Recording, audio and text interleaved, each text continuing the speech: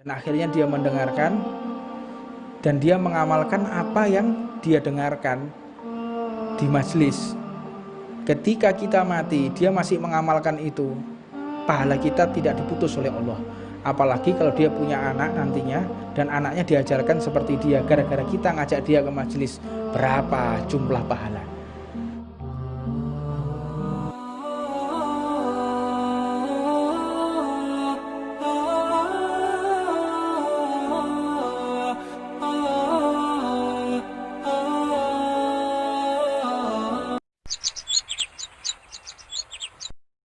Bismillahirrahmanirrahim.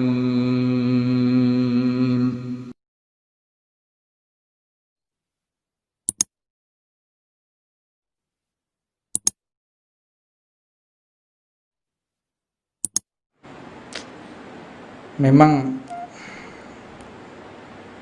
apa yang akan kita alami ini membutuhkan bekal yang cukup banyak ya. Di dunia yang 60 tahun aja kita harus tiap hari kerja. Kalau nggak kerja kita nggak makan. Lalu bagaimana dengan kehidupan yang akan datang nanti? Ibarat kalau kita mau jalan kaki menuju ke Jakarta, apa keperluan yang harus kita siapkan? Katakanlah itu satu aja, alas kaki, sandal. Berapa sandal yang harus kita siapkan untuk jalan kaki menuju ke Jakarta? Berapa kira-kira? 10, 20 jalan kaki sampai ke Jakarta. Oh, sandal-sandal menurut kok sandalku be sandalmu ya. Untuk kombabat terus pedot di sana. 50 sandal jalan kaki dari Tuban menuju Jakarta. Nah, harus ganti sandal lagi. Terus bagaimana kalau kita di akhirat? Berapa sandal yang kita butuhkan di perjalanan waktu yang sifatnya jutaan tahun? Apa bekal yang harus kita bawa ketika nanti di akhirat? Karena di alam kubur itu orang butuh makan. Jangan nggak dipikir butuh makan ya. Di alam kubur itu orang butuh makan, butuh minum, sebagaimana manusia di dunia. Apa beb mangane rawon, soto, bento kowe berarti. Makannya yaitu doa dari orang yang masih hidup. Karena diceritakan satu riwayat, ada seorang soleh bermimpi di akhirat itu, di alam kubur itu orang lagi pada nunggu semua. Ketika kita mengirimkan Fatihah untuk ahli kubur, maka malaikat itu menebar al-fatihah ila arwahi ahli kubur minal muslimina wal muslimat wal mu'minina wal mu'minat. Itu kita berikan makanan kepada ahli kubur. Makanya doanya dari al-fatihah ila arwahi minal amwati wal muslimin, minal amwati minal muslimin, orang-orang yang mati fi hadhil baldah, di kota ini ya, kita hadiahkan mereka makanan, kiriman, agar mereka bisa hilang dahaganya, agar mereka bisa kenyang perutnya dengan bacaan doa ini. Ini makanan mereka. Diceritakan ada orang bermimpi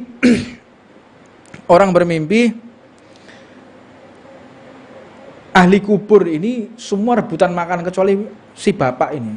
Dia tenang aja. Ditanya, "Bapak, ini orang semua satu kuburan ini rebutan makanan kayak begitu. Kamu kok enggak? Kalau saya spesial." Apa spesialnya? Saya memiliki anak yang soleh, yang senantiasa dia duduk di majelis taklim dan didoakan secara khusus. Maka saya pun diberikan bagian khusus oleh malaikatnya Allah Subhanahu wa Ta'ala. Nah, anakku itu anak yang soleh, dia berteman dengan orang-orang yang baik dan dia seringkali memberikan doa, mengirimkan doa kepadaku, jadi saya nggak butuh rebutan kayak begitu. Tidak lama kemudian si orang soleh ini bermimpi lagi, orang tua tersebut ikut rebutan. Bingung, kamu kok ikut rebutan sekarang? Ya, anakku sudah meninggal, nggak ada lagi yang ngirimi saya. Melok royoan. Karena terputus, anaknya nggak punya anak lagi. Ya, anaknya nggak punya anak lagi dan dia ibadah untuk dirinya sendiri. Makanya saya ingatkan di dalam majelis ini, kalau kita punya handphone, kita punya media sosial media, sosmed, akun-akun Facebook, Instagram, gunakan akun kita untuk ikut serta menyebarkan dakwah dan mengajak orang ikut datang ke majelis. Kalau kita mengajak satu orang ini, ayo mas, ayo bro, melok aku bro, untuk majelis. Geopo nom-noman majelisan piring. Ya kadang kayak gitu ya. Kancamu sing rada kayak sodron-sodron nih. Ayo to melok. Ya wis akhirnya ikut. Dia ikut dan akhirnya dia mendengarkan dan dia mengamalkan apa yang dia dengarkan di majelis. Ketika kita mati, dia masih mengamalkan itu. Pahala kita tidak diputus oleh Allah. Apalagi kalau dia punya anak nantinya dan anaknya diajarkan seperti dia, gara-gara kita ngajak dia ke majelis, berapa jumlah pahala. Belum lagi kalau kita bisa mampu mengajak orang secara ramai, tulis di medsos. Hari ini ada Jalsatul Itsnain, hari ini ada majelis Rotibul Haddad, kita ikut menyebarkan. Karek metek tok, apalagi aplikasi Facebook karek mejet tok, bagikan, ceklek. Orang membaca, orang tertarik, apalagi ikut streamingnya, kita ikut menyebarkan. Berapa juta orang yang melihat, berapa banyak huruf yang mereka dengarkan dari majelis ini, sehingga mereka ikut taklim dari streamingnya, ikut taklim, dan mereka bisa mengamalkan. Berapa banyak pahala yang akan dibalas oleh Allah Subhanahu wa Ta'ala. Ini bukan sesuatu yang remeh. Kita bagikan kebaikan di sosial media, kita mendapatkan pahala jariah. Begitu juga kalau kita membagikan pahala yang buruk, fitnah, adu domba, itu namanya keburukan yang jariah, yang walaupun orangnya mati tetap pahalanya akan bergulir terus. Waliyadzubillah min dzalik. Makanya kita berdoa kepada Allah jangan sampai kita salah kumpulan. Orang kalau udah salah kumpulan, waliyadzubillah min dzalik. Karena di dunia ini adalah cermin ketika kita nanti di akhirat. Kita di dunia ini sering kumpul sama siapa?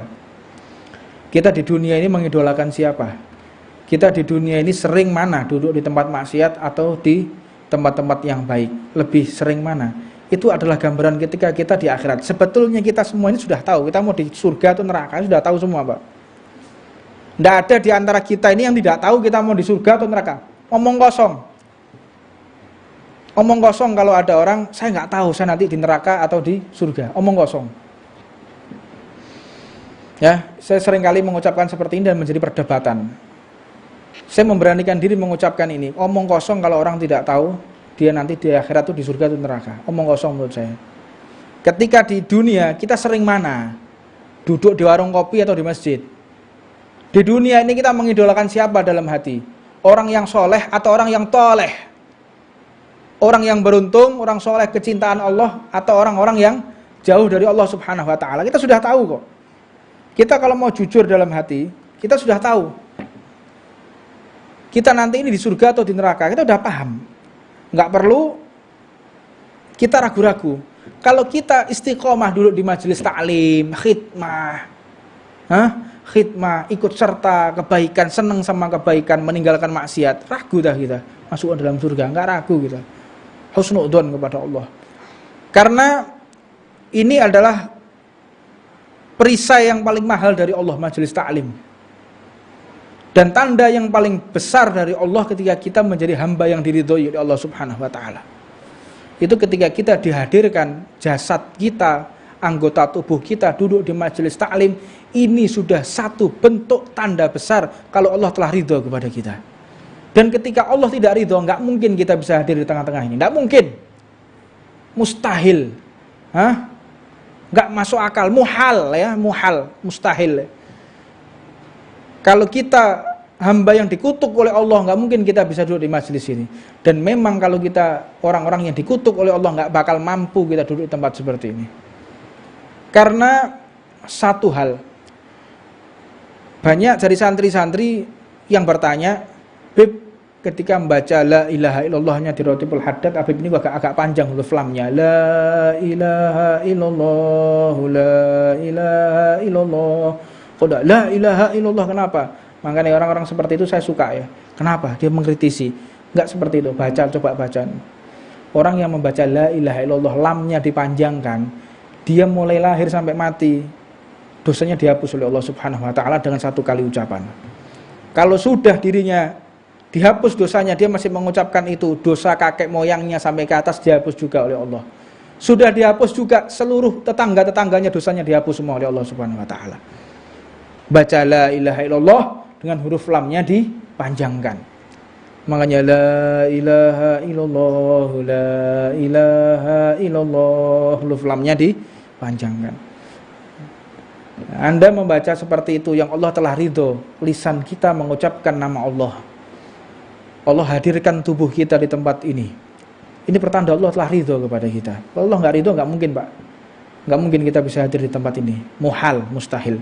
Makanya sulit, orang mau hadir di majelis ta'lim ini sulitnya setengah mati. Sulit. Ada aja. Makanya Allah tuh memberikan hidayah di dalam majelis bukan pada saat kita semangat. Saat kita merindukan majelis, semangat-semangatnya, itu biasa. Namun ketika kita ada halangan, ada satu permasalahan yang membuat kita tidak bisa hadir di dalam majelis, disitulah Allah turunkan hidayah. Sir rahasia majelis ada di situ. Kalau kita sudah ada halangan, kalau kita ada rintangan, ada cobaan, malas, gangguan di jalan, sehingga kita harus kembali pulang, itu Allah sediakan hidayah, Allah sediakan sir rahasia dari kemuliaan orang-orang yang ada di dalam majelis ta'lim. Dan disebutkan hal ini, beliau Imam Abdullah bin Haddad mengatakan, kenapa kita ungkapkan seperti ini? Ini tiada lain agar hamba kita sebagai ciptaan Allah itu mengakui